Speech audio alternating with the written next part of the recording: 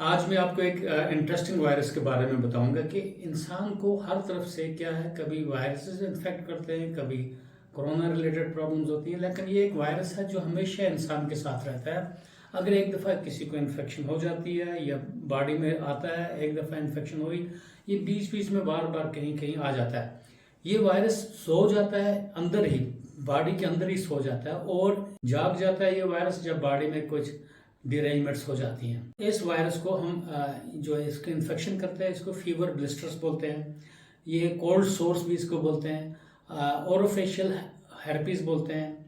और ख़ासकर इसका ये है कि इसको कश्मीरी में एक बोलते हैं जाल in Kashmiri. It is called asymptomatic viral shedding. ये एक ऐसा वायरस है जो एक शख्स से दूसरे शख्स तक लग सकता है। इसमें सोर है, उसको टच करने से या शेयरिंग ऑफ ब्लेड्स वगैरह से हो सकता है, क्लॉथ्स है, टॉवल्स वगैरह शेयर करने से ये वायरस कंटेमिनेशन से इंसान में आ जाता है। अगर कभी किसी टाइम फीवर होता है या अपर रेस्पिरेटरी ट्रैक्ट इन्फेक्शन होती है, वह अदर वायरल इन्फेक्शन जब हो जाती हैं, तो क्या होता है, ये वायरस हमेशा फेशियल नर्व के एरियाज में, उनकी नर्व में रहता है। जब भी बॉडी का डिरेलमेंट हो जाता है तो ये वायरस डॉर्मेंट होता है पहले, तो ये उसी टाइम जब इम्यून सिस्टम डाउन होगा, कोई इम्यूनिटी डाउन हो जाती है बॉडी की, तो ये वायरस एक्टिवेट हो जाता है। जब एक्टिवेट होता है तो अपना ये असर करना स्टार्ट कर देता है। ये ऐसा करता है कि उस नर्व एंडिंग्स में, खासकर जो सप्लाई करती है फेशियल नर्व को, तो उसमें क्या करता है, ये एक्टिवेट हो जाता है और छोटे छोटे ब्लिस्टर्स कर देता है। जैसे आप दोबारा ये ब्लिस्टर्स देख सकते हो यहाँ पे, तो ये ब्लिस्टर्स जो है ना, कितना पेनफुल होते हैं, इरिटेटिंग होते हैं और आदमी को अजाब करते हैं, बड़ी परेशानी कर देते हैं। देखिए, बॉडी का एक डिफेंस मैकेनिज्म होता है, इम्यूनिटी होती है। जैसे हमें एवरीडे अपडेट रखना, अपने आप को हेल्दी रहने की कोशिश करनी है, फ्रूट्स खाने हैं, वेजिटेबल्स वगैरह लेने हैं, मल्टी वाइटामिन लेने हैं, विटामिन सी रिच फ्रूट्स लेने हैं। अगर वो कभी डिरेंज हो जाता है, जब भी बॉडी का डिफेंस मैकेनिज्म कमज़ोर होता है, तो ये वायरस को एक चांस मिल जाता है, ये एक्टिवेट हो जाता है।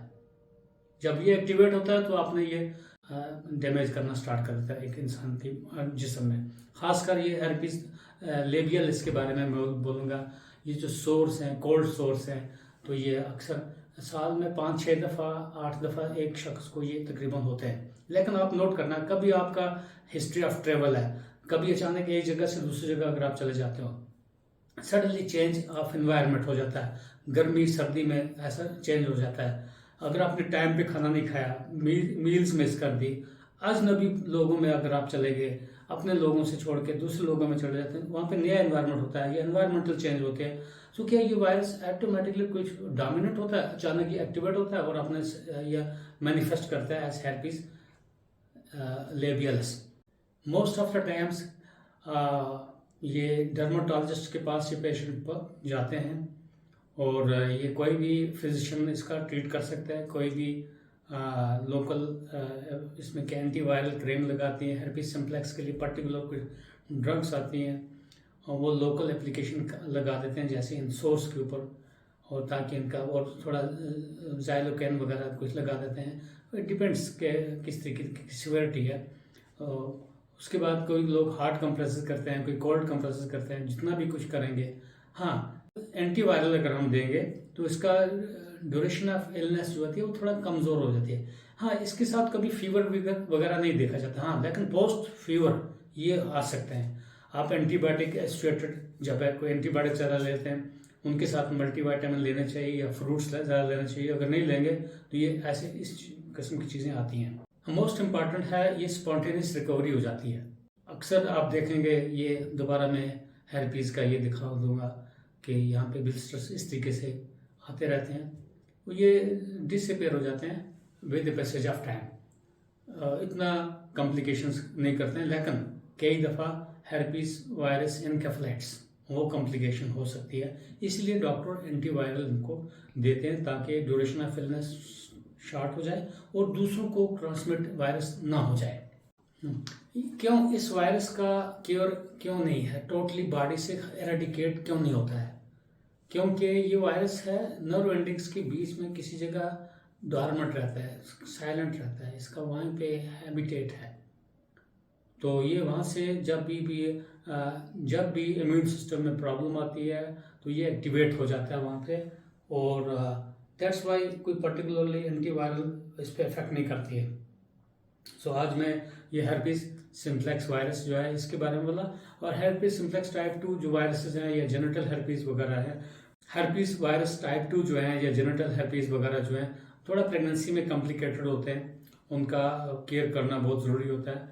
और type 2 viruses are dangerous as compare to type 1। Type 1 herpes virus थोड़ा ईजी है, मैनेजेबल है, और सेल्फ लिमिटिंग इलनेसेस होती है।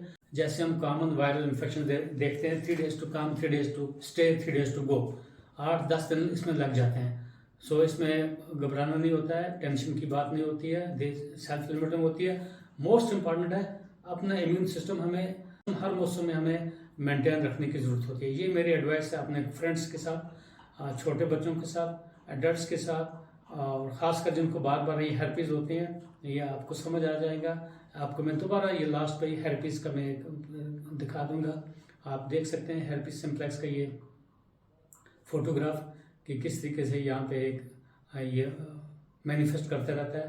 पेनफुल ब्लिस्टर्स होते हैं और बड़ा इरिटेटिंग होते हैं, लेकिन पहले 2-3 दिन रहते हैं, उसके बाद ये डिसअपीयर हो जाते हैं। उस दौरान most important vitamin C rich fruits जो हैं वो ज़्यादा ले लेना चाहिए। अगर प्रिस्क्रिप्शन ड्रग्स जो हैं वो ज़्यादा बेनिफिशियल रहेंगे। अगर डर्माटोलॉजिस्ट देखते हैं या कोई भी डॉक्टर्स इसका ट्रीटमेंट इजीली कर सकते हैं। Thank you, all the best.